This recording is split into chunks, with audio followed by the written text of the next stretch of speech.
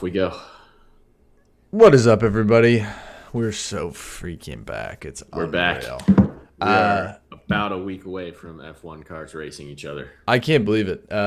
This offseason flew by. I think I've been busier. I think last offseason I was really not that busy because I paid a lot more attention to the offseason, which made it feel a lot longer. I'm very excited and I can't believe it's starting.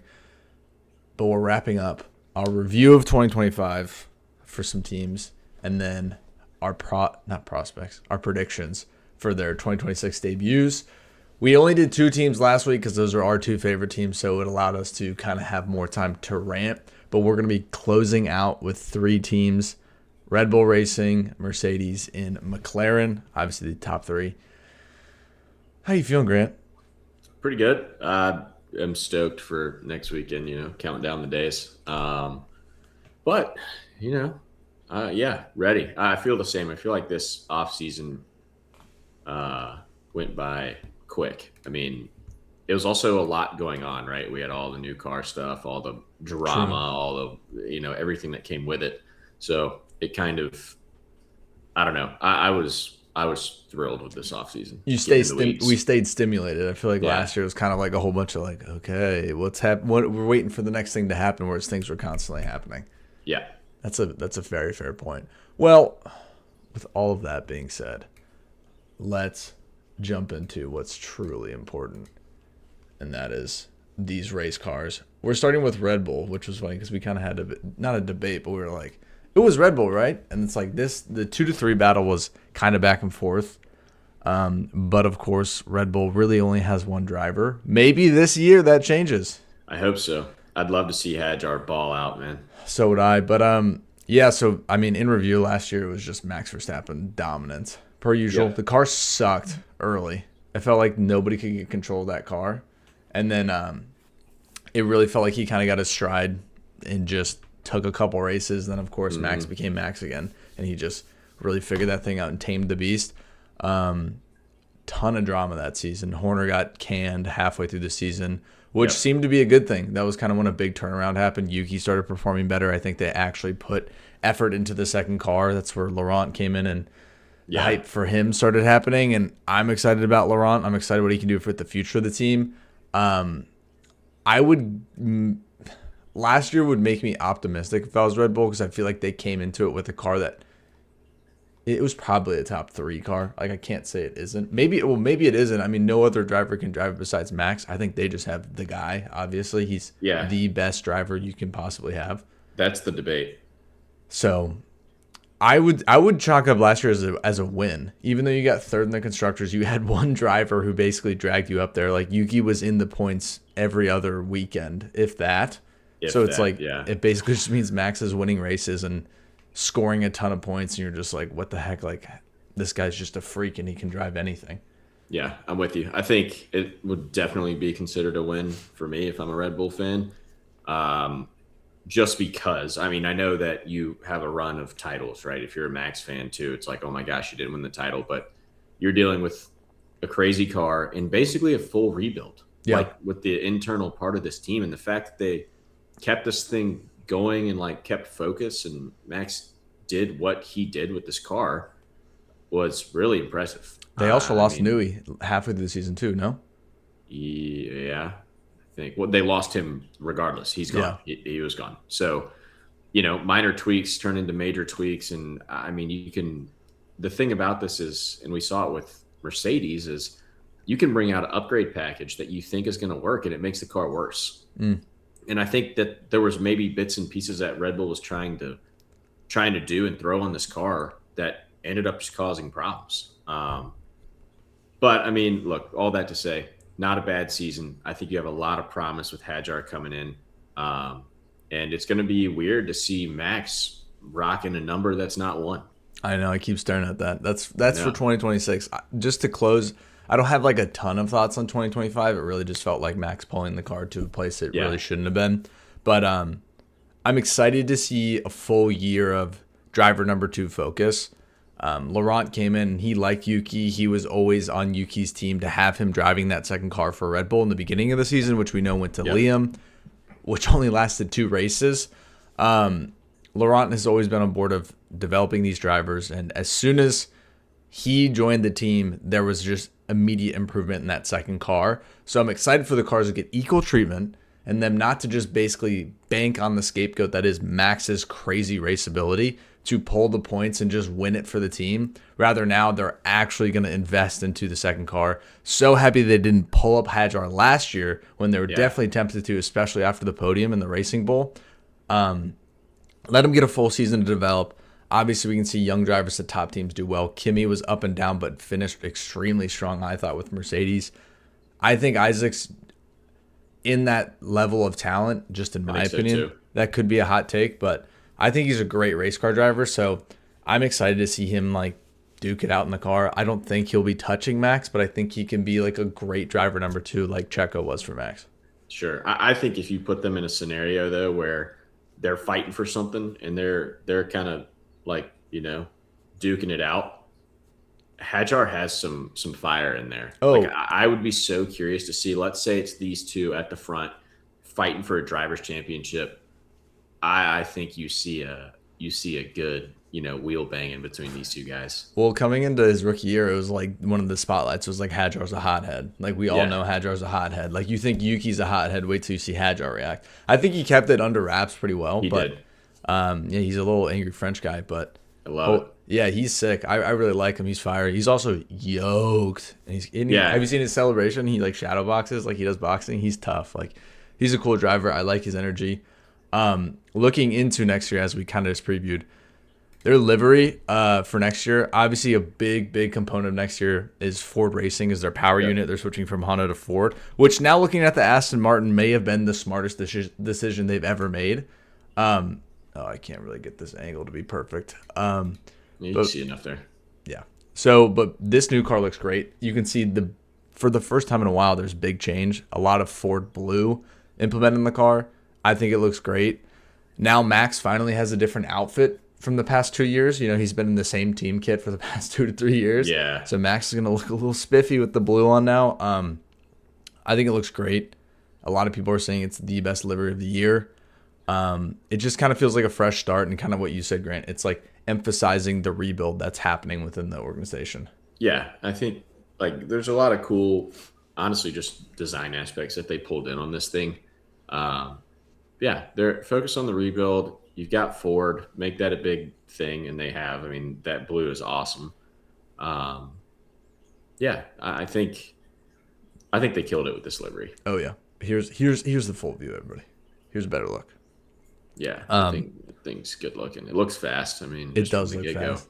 And I think we talked about it in a previous podcast, but like the Ford marketing that they've already put into it of like Ford Racing, having the guys like I think they did Limblad and Max driving old Fords and Fords through the years and stuff like that. It's just like they're doing a really good job of getting the hype reel. And it seems like the power unit's good based on testing. Like they're not having any big red flag issues with like a first time power unit. No, it was so quiet, which is what you wanted to hear. Not audibly quiet. Like there was no issues. Yeah, there exactly. was no like they cruised right through and like almost nobody said anything. Yeah. But they should be getting some praise because no glaring issues with testing. That was my big question mark. I thought Ford was going to suck, but I don't know ball obviously to that level. I was just like, dude, they're not going to be able to do it. It's their first year in it.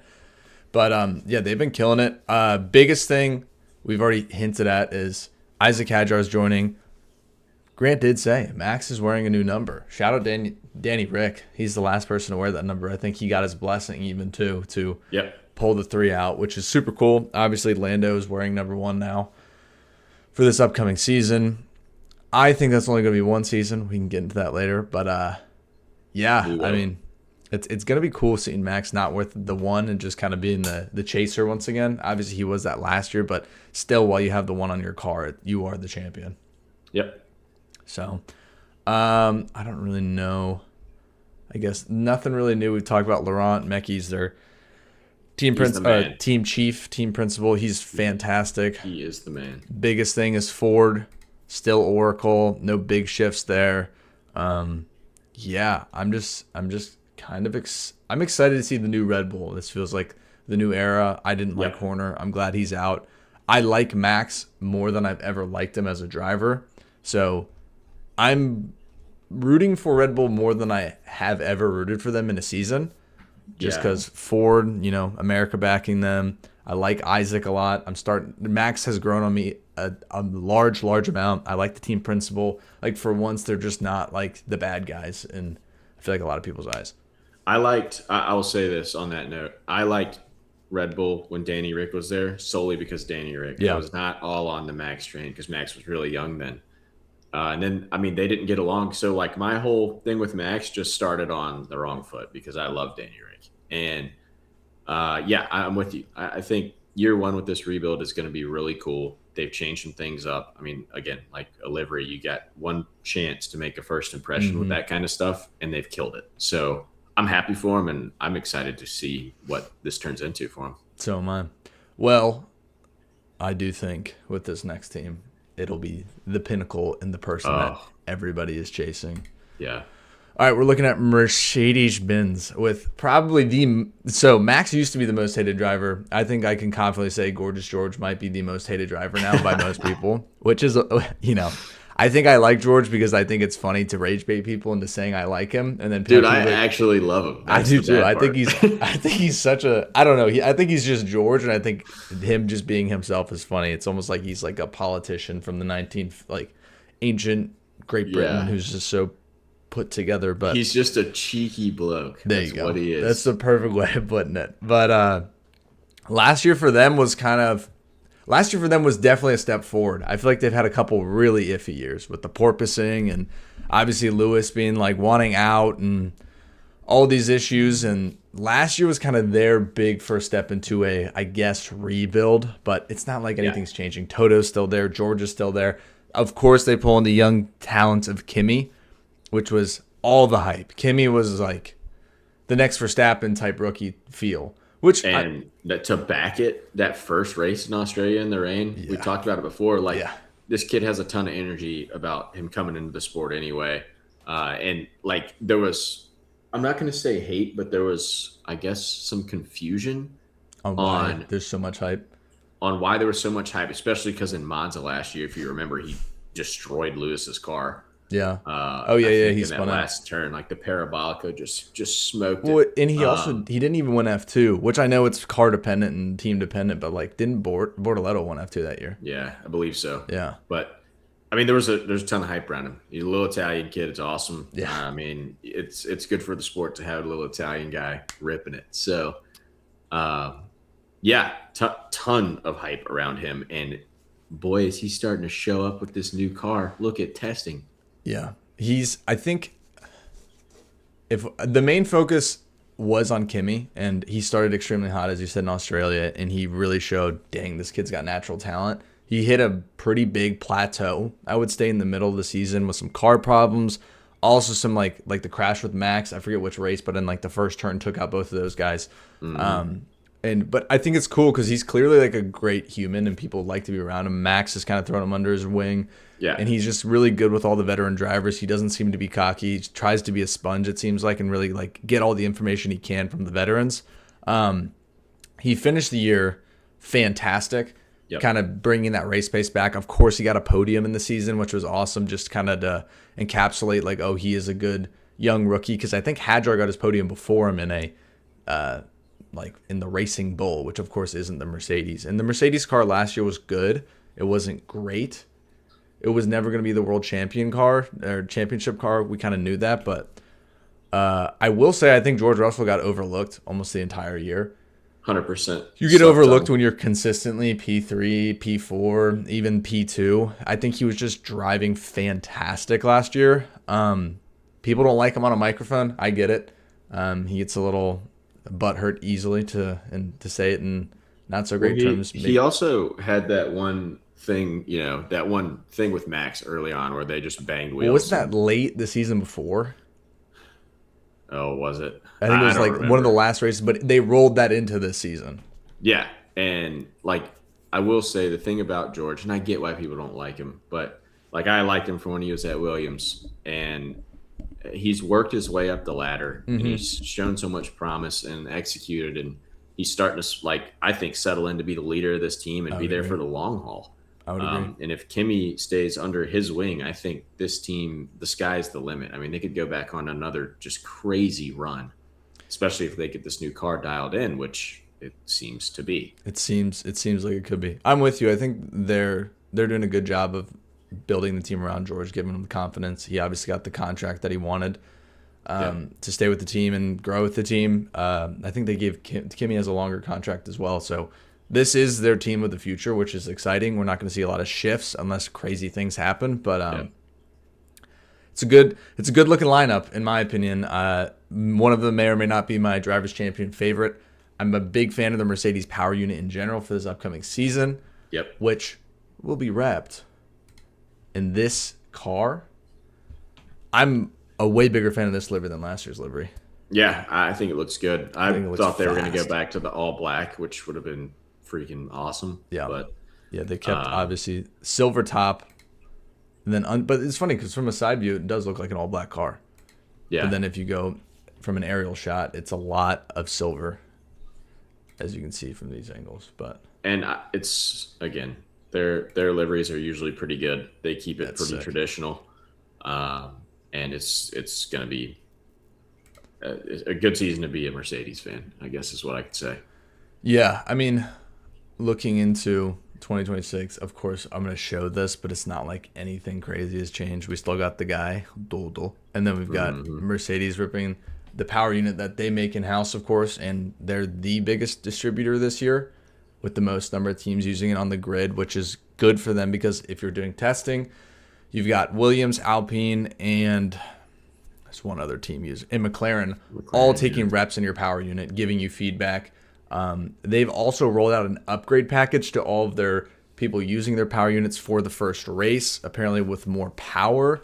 But we're to see if that's even the strategy for this year, with these things maybe being more on the side of Yeah, conserving energy and driving efficient rather than driving fast and abrupt and kind of daring. But I think a thing to note here on Mercedes, like Mercedes and Ferrari are the two biggest distributors, yeah, and one thing I was like reading into was the turbo size. They could opt for a larger turbo or smaller turbo, and everyone thinks that the reason that Ferrari's race starts are good, and if you watch the replays on them, the Ferrari flies off the line, is because of that smaller turbo. It gets spooling faster. So I think as the year goes on, I don't know if they can do it like in the middle of this year. They may have to wait till the end, but I think we're going to see more teams going to that smaller turbo just to help with start stuff. And I mean, maybe Mercedes is the first one to bite that. I mean, Mercedes has been getting in trouble already for basically bending the rules to their Yeah, but favor. I think But it's all that's how crap now. it's all fair. Yeah, it is all, but it's all fair game too in the beginning. If there's no rules around it, it's fair game. Yeah, And I mean, Ferrari and McLaren tried to throw this off topic, but McLaren tried to throw Ferrari under the bus for their start specifically. They're calling the new start unsafe, yada yada. But in reality, I think it's because they know Ferrari did it right, and they immediately see the threat in that. Even then, we've seen Haas do a couple starts, and they've jumped off the line. And oh, who's their power unit? Oh, Ferrari. yeah, So I wouldn't be shocked if the two teams that are getting the most data and that have produced the power units for the majority of the teams on the grid are the two strongest teams. It's kind of what we're looking at. I'm big, big, big on Mercedes this year. Since the beginning of the season, I've just drank the Kool-Aid on the hype. I also am biased. I want the hype to be real on their power unit just being the best, period, because my favorite team is using it. Kimi Antonelli has already showed promise and liking how these cars drive. yeah, It's kind of being like, oh, it's like a little bit of a game. I like the strategy behind it. I like this feel. I like that feel. So I think that's good. I think young drivers have an advantage. They don't have the muscle memory like the old drivers do with the old regulations. yeah. I'm not worried about George figuring it out. He'll be Nah, me fine. either. But if Kimi can take a couple leaps and bounds up, and these two drivers, as you said, can be more neck and neck, they're a scary team to deal with, especially if they have the best car. Yeah, you want to talk about like we have talked about is somebody's going to figure this thing out and how it's going to work, and it's likely going to be a younger guy because they're just going to play with it. I think all lights are shining towards Kimmy on that. That's interesting. I think we'll have to do a video and we'll have to talk about who we think's gonna really like this car. And speaking of, the person who I think might be the best in these regulations is on the next team. Do you have any final thoughts on Mercedes? No, they're Okay. going to be good. Let's jump to them. Oh, is this the Is this the World Championship hotline? Oh my gosh. Okay, so obviously world champs, McLaren. Look at this, Yep. see? Number one. Also, that font is like very boring for number one. Like I thought it was like a very standard like sans font, and then I'm like, oh wait, no, it's not because the eight's different. But yeah, McLaren are world champs, obviously. Well, not yeah, both constructors and Yep. drivers champions. It's kind of interesting going into this year when you get your first. Well, this is their second constructors, first drivers in a very long time. But it's weird going into it now with the full flip regulation change of like, okay, so was it just a one time thing and now is it all over? I don't really know. Last year for them was freaking awesome. You can't say it any other way besides that. The car was by far the best car. The car we're looking at right now is that car. Yep. Is it? I think so. I don't know. Is this the car? Hold on. Yeah, it is. That's their old car because their new one has that different And it has the big rear Gemini right there. wing Yeah. thingy. Yeah. Yeah, so I mean, this car was the best car. It wasn't even close. There was some tracks that suited other cars better, but this car almost, I would say this car was better on basically every track all year. Which to get into the detail on Yeah, that, go. this car was good when it got lighter. So as the race went on and the car got lighter because there's less fuel, this car was great. It was okay for tire wear, but it just came alive when it got light. Like that stint two, they may look not so good in stint one last year, but after they've pitted once or twice, it was just stupid. Like they pulled away from everybody. Yeah. And then both drivers drove at a world championship level. Yep.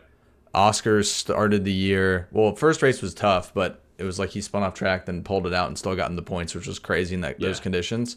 And then from there, it kind of became the Oscar Piastri show until, was it Baku? Where he crashed. He had a horrible quali, then he crashed. And Yeah. then that was kind of where like we started to see a couple chips in his armor. He was the Iceman for the majority of the year, winning races like it was no big deal. We saw Lando kind of hanging in there on second place, third places. The point differential was never really massive. But then, of course, when you're doing first place and then if a guy DNFs, that swing is enormous. And 20-point swing. Yep. it was back and forth the entire year. Obviously, there's papaya rules. So they're letting the guys race. A lot of times when it was papaya rules, it felt like, I'm so biased, but it felt like Oscar would usually get the best. Like in Canada, like Lando tried to shoot that inside line and crashed. Oscar jumps on him in like the first turn a lot. Oscar makes those aggressive moves early and then takes advantage of that situation. As you said, as the car gets better later in the race, it's like neither of them are going to be able to pass each other because they're both No. flying. Yeah. So it was a crazy fight. Obviously, Lando pulled it out at the end. Props to Lando. I said he was going to crack under pressure. He really pulled it together and raced a great race, or great season towards the end of the season. And Yeah, the closing on his season was awesome. I mean, he was fantastic. almost untouchable. Like you've got not only Oscar breathing down your neck, but Max Verstappen breathing down your neck. We both said he was going to crumble. I figured he'd crumble like a cookie, Yeah, and I did too. he like back against the wall drove that thing like a boss, Yeah. and he won. I mean, he won the championship fair and square. We were worried about like, oh, at one point we're like, man, this is so given to him, blah blah. Nah, I don't feel that way anymore. I think if the point differential would have been the margin for the race where they let Lando through after the bad pit stop, Mm, I think if the points differential was decided by those points, it that would have sucks. been a huge drama, but it wasn't. There was a bigger point gap than that. So yeah, I mean, props to him. He's a champ now. He's repping number one. Great season for them. But 2026, Yep. I had tried to kind of transition and say, you said I think it's all signs are pointing to Kimmy really liking this. It's a lot more about how smooth you can drive the car, managing energy, not making mistakes, and just kind of allowing the battery not to get too drained and be able to use it in the right times. All those things kind of point to two driving styles. One person being Charles Leclerc pops into my head immediately, just smooth and efficient. The second person is Oscar Piastri. Yeah. Already in just conversations, it sounds like Lando's always been vulnerable though, and he says things people like in PR will be like, why would you ever say that? Like, why would you Yeah. even say like, oh, this car doesn't feel good? But that's just what he's always done. So he's kind of doing the same thing where he's been like, car doesn't feel great. Car doesn't don't really understand what's going on at certain times, whereas Oscar's kind of been the exact opposite end of the spectrum. And I think I heard a podcast where the Ladder Man was talking. He was basically saying, like, it's good for Oscar to have been so polite, even when things got a little risque last year. Maybe it felt like things were stacked against him. Because this season, if he's the guy, they will let him be the guy. Yep. Lando's got his championship. He was the one that was invested with the team longer. Oscar took one for the team in certain spots. So it's like, if Oscar's just the guy this year, he will be the guy. So I don't know. I don't see them being the dominant McLaren that they were last year. If I'm just a spitball, I'd say in my head they're third place out of the constructors in my brain. And I think Oscar has the edge this year over Lando when it comes to just driving. Right. Yeah, I think that this is going to be another good team battle. I do think Oscar will have the edge. I think sometimes too. I mean, you could win that championship and come out a little slower the next year. I mean, he's been working towards that for so long. So, I mean, is there a hangover season? Who knows? But yeah, I think Oscar is going to show a lot of promise this year, coming off of a great season. I mean, he's going to drive a little pissed off too. But he's Mr. Adaptable. Like he's Jello, man. He just forms to whatever is there, and he's going to excel. And then we will take a look at their car. It's not as exciting. It looks basically same. exactly the same. But Which, if it ain't broke, don't fix it. AI, dude. Okay. It's taking over the sport. Dude, it's taking over the world, bro. It's all over. I mean, there's a lot more black, obviously. I hate the orange, truthfully. I just don't think it's a great color. I'm biased, but I think it looks fine. I honestly think it's worse than last year. Just from looking at that, I like that better. But yeah. I have no opinion on their livery. I mean, it is what it is. It's the same. Yeah, it's orange and black. I think that's kind of it, dude. Yeah, I think we've officially just summed up the entire season and predicted the entire season to a T. Yeah, I think all of our takes are 100% accurate. That's why we're growing in popularity. So, dude, to the moon. Yeah, I feel pretty good. I feel like this is gonna be a fun year coming up. Obviously, it's not this weekend, but next weekend. We're gonna come out with our drivers and our constructors. Last year we built it together. This year I think we should blindly do it and then show up and then compare the two. Yeah. And then we'll see where each other stacks up. And then of course we'll do a pre-race prediction for Australia. We just talked about Oscar. Can he finally have a good home race? Oh, I really hope so. So, I don't know. I got nothing else to add. I'm pumped. Oh, I do have something to add. Alex Albon has the best lid on the entire grid now. Oh, yeah. If you haven't seen that, look up Albon's bucket because that thing is stupid. Do I share it? Do I show the folks right now? Yeah, we can show because there's not even a point in doing a helmet comparison because his is so far above everyone else's. It really is. Well, I mean, we could see Valtteri's is good too. I do like Valtteri Bottas's, but it's still not even close. It's not close. It's not even close. All right. I mean, no competition. This is gonna totally get blocked. Sorry, everybody. Sorry.